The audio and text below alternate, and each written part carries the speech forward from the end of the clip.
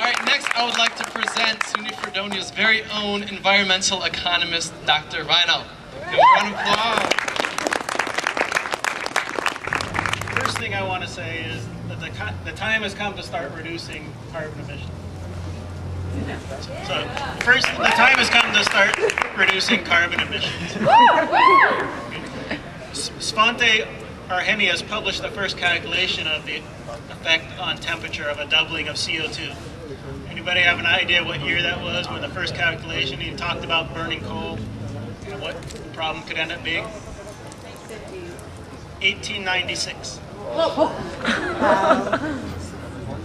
I have a couple copies of papers here from 1925, 1957, where people have been talking about this problem for a long time. So the first thing I want to say is the time has come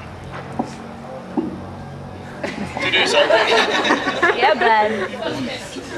There is no uncertainty about the basic physics of the greenhouse effect, only uncertainty about the details of highly complex climate systems. So the second thing I want to talk about today is fairness. First, in fairness to future generations, we have to start now. And also in fairness to other countries, the United States has got to take the lead, which it hasn't done up till now.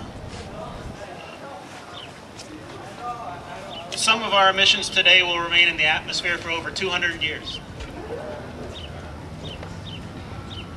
So I know a little bit about this. I wrote my dissertation. My dissertation is called, for my PhD, is called Betting with the Planet, Uncertainty in Global Warming Policy. So I've been studying this for about 15 years myself. China will soon pass the U.S. in emissions. And you hear a lot of people saying, well, we have to wait until China does something.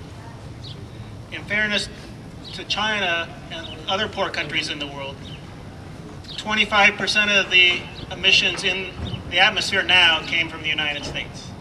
And they remained there for a very long time. 19% from Europe, 9% from China, and 3% from India.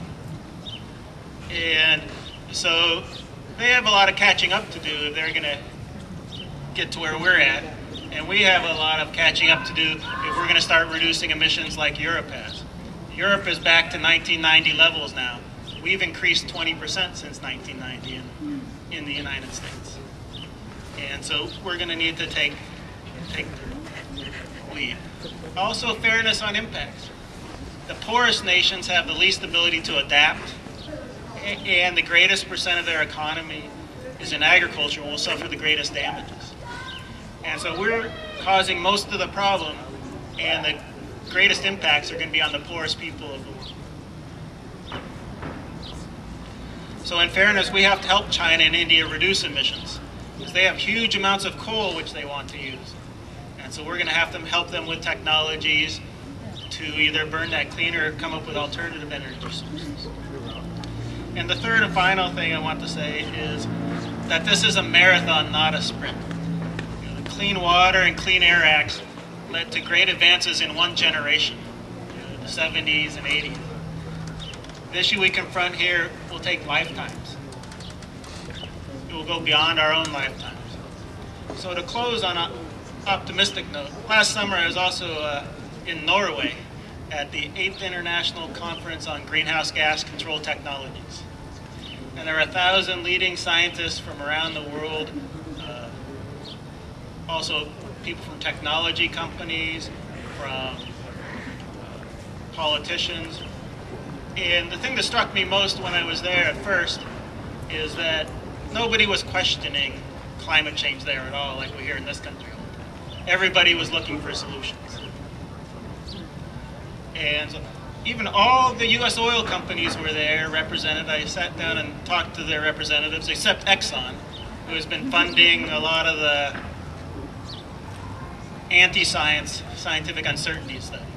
And all the U.S. power companies were there too. They all know this is coming. They're all moving forward. It's probably going to take push from Congress and the term limits to get us real moving forward. Term limits on President of the United States to completely move us forward when George Bush leaves office. Woo! Yeah. Finally, it's going to be a marathon, but the time to start is now. Thank you.